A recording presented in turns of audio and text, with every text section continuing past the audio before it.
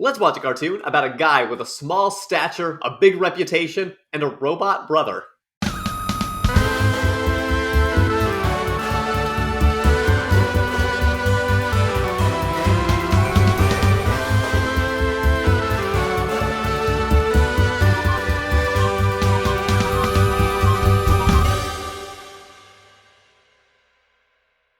I'm Alec, this is my brother Lucas, and welcome to Hester Brotherhood Cartoon Theater.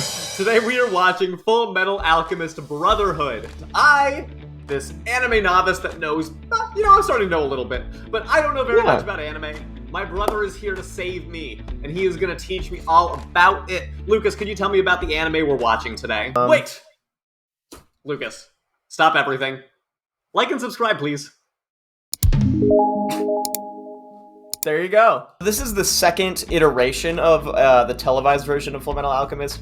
The first one ran faster than the manga was being written, so they kind of wrote their own ending, and in my humble opinion, that ending sucks. So we decided to watch Fullmetal Alchemist Brotherhood. Most people consider it the superior show. Not that the original doesn't have some merit to it. I've seen both of them. This was my first actual anime, other than the Pokemons or Digimons. This was actually my introduction to anime.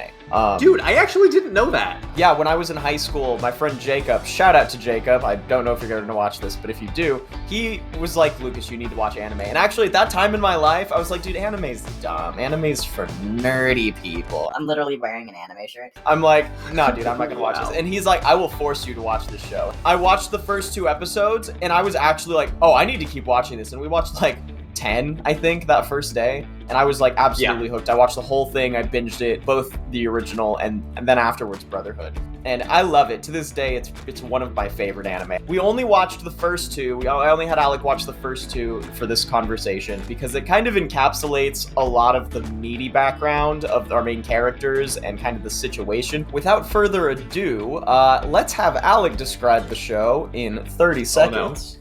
And 30 seconds on the clock. 3, 2, 1, go. Okay, so there's 2 magicians, right? One of them is a kid and another one's a robot. Or maybe alchemist, as the show likes to tell us.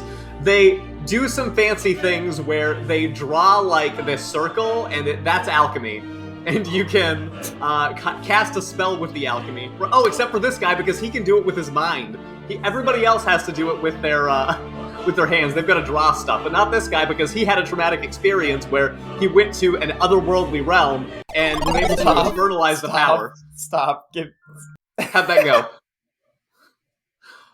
On a scale of 1 to 10.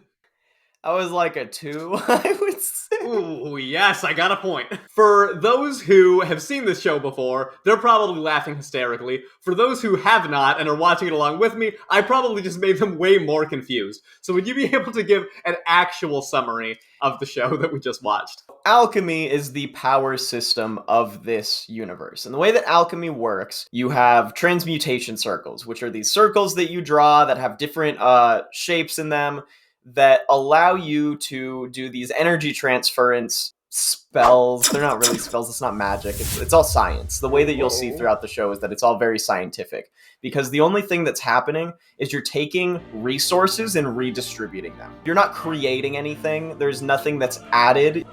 So Ed and his brother Alphonse, the Elric brothers, when they were children, they started learning alchemy, and their mother died, essentially, and they tried to bring their mother back from the dead by using alchemy.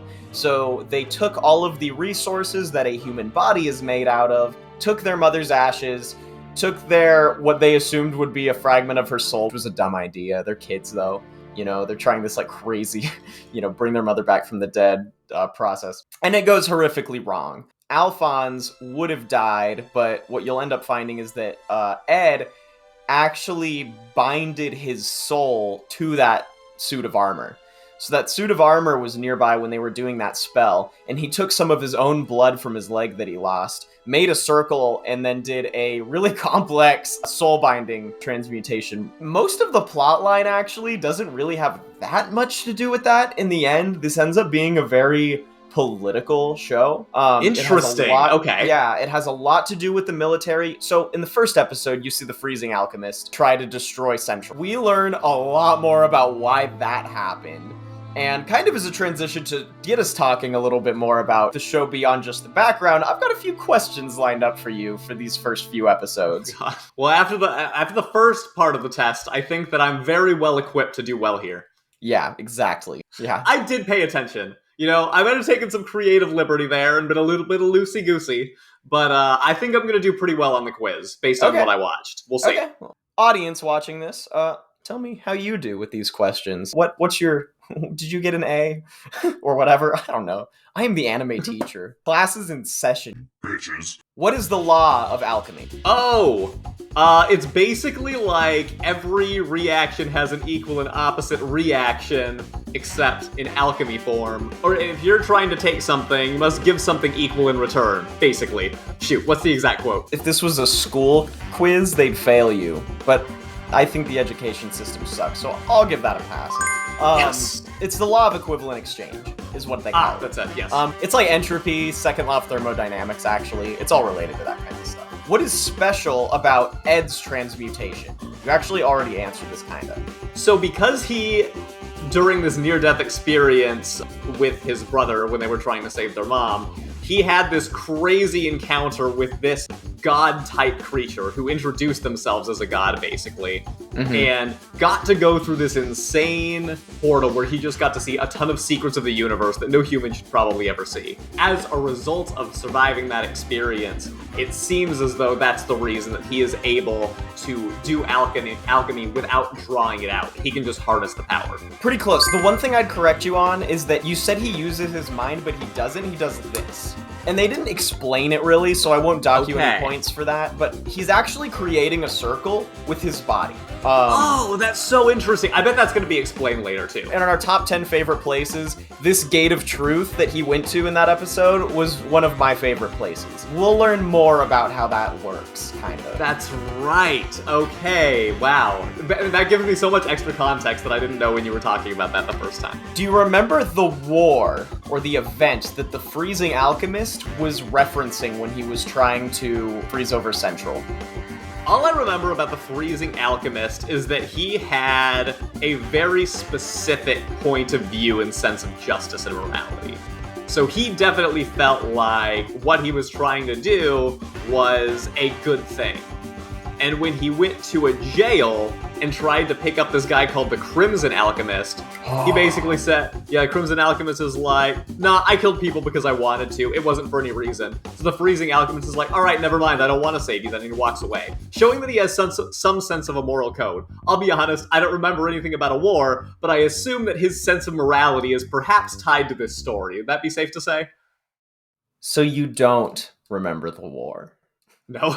This is not an essay-based question, Alec. The conflict in Ishval was what they referenced a couple times. That's what I meant to say. You'll learn more about that. Also, I love the Crimson Alchemist. Kind of a horrible person, but he's a phenomenal villain. Okay, so this question, easy answer. How awesome was that opening theme song?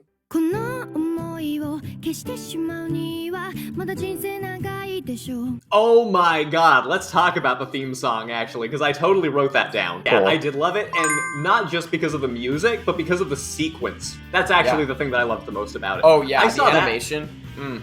Without having anything else, there were like 10 different elements just like back to back to back to back that I'm like, okay, I'm interested in watching this. Without spoilers, I didn't need to see the rest. Yeah, without spoilers, it was just a lot of interesting character designs, angles, powers being used. Totally, like sort of giving you a chance to understand. I don't know if I could call it the world of alchemy, but that's the power system. But that's kind of how I was thinking about it. Do you have more quizzes? What is the great taboo of alchemy? Basically, never use alchemy to try to bring somebody back from the dead. Human transmutation specifically. Okay, that's interesting. It includes bringing people back from the dead, but it's not limited to it strictly, technically. Okay. Oh no. You specified human because of a really dark thing that I think happens in the series later that I'm aware of because of a bunch of stupid anime memes. Damn it. I don't exactly know what it is, but I know that there's gonna be something dark related to that. I'm gonna play a clip from it right now. So No. Oh no, I'm playing the clip. For those who haven't seen it, it's not gonna traumatize them, right? It will traumatize anyone who has seen it. You're a dick. So yeah, those are all the real quiz questions. The only other thing I wanted to ask is, did you have a favorite scene that you've had in these first 2 episodes? My favorite scene was the teaser at the end of the first episode. When we get teased on this place called Lior, it was like dark and like bloody red. We're seeing this super mysterious, seemingly evil woman, basically referring to the fact that this freezing alchemist that we talked about earlier misused the Philosopher's Stone, which is confirming that he did have it.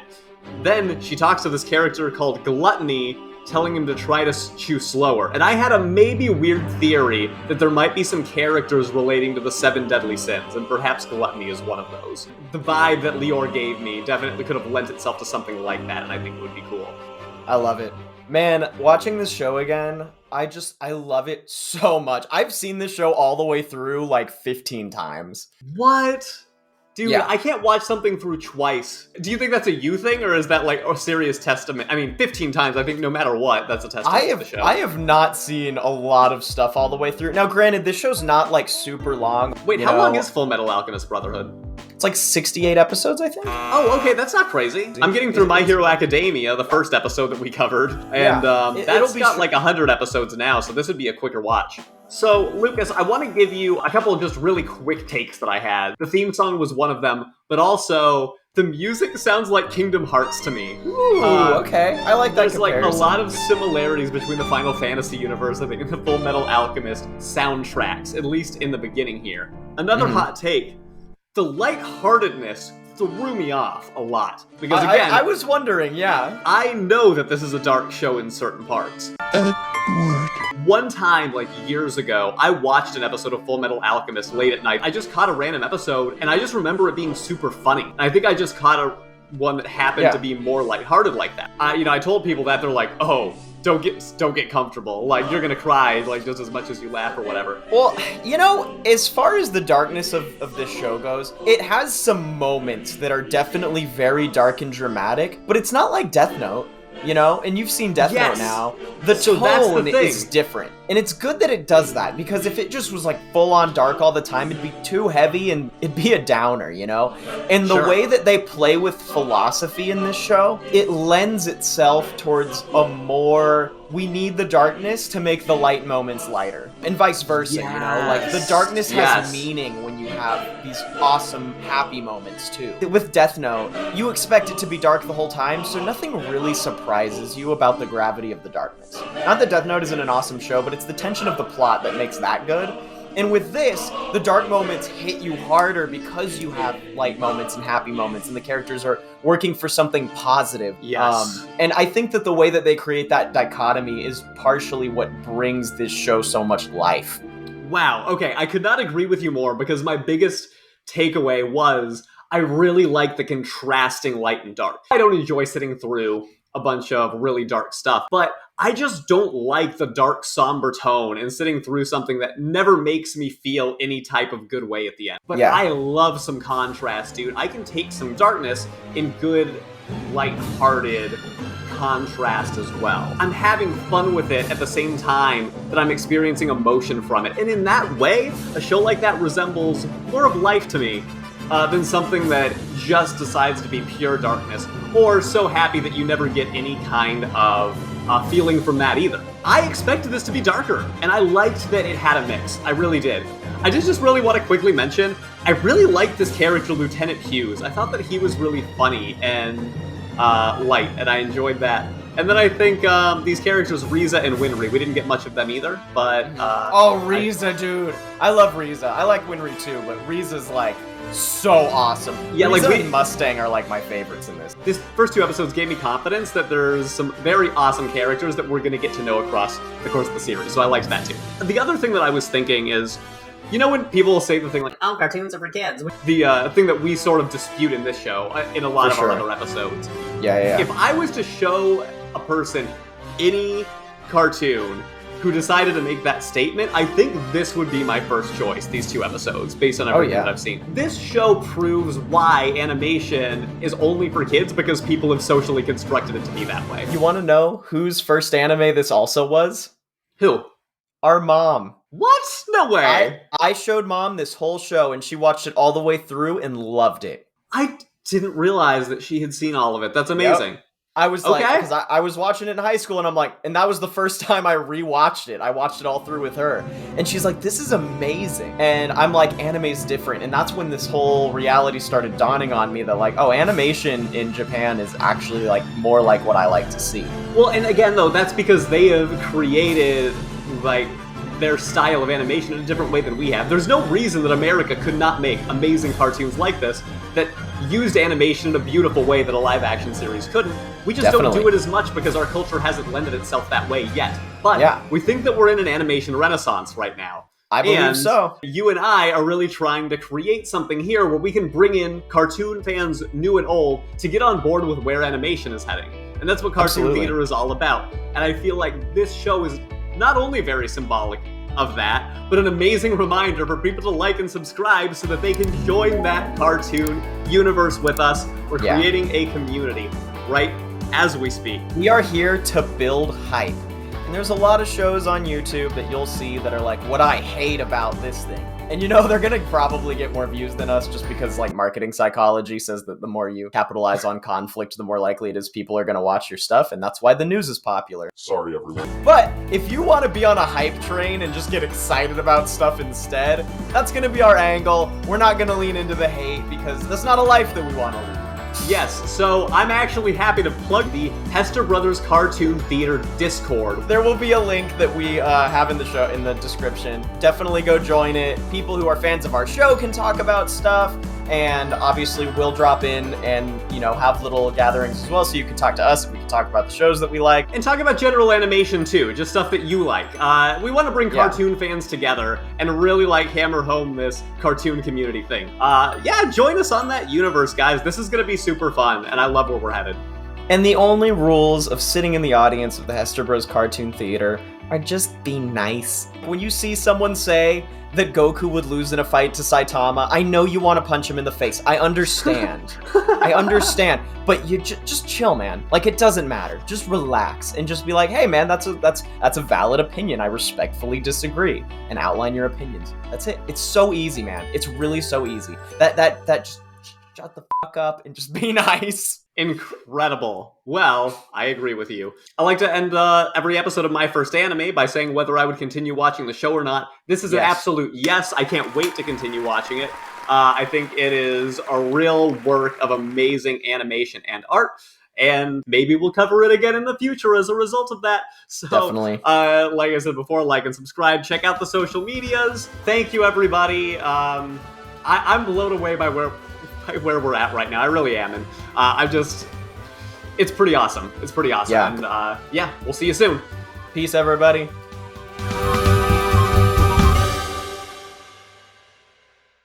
Master Manny, Sita Mania, Skibbity Baji Badi Bayo, do do do do do, Gun Sayo, Agdebity Scabiana. I clearly speak Japanese.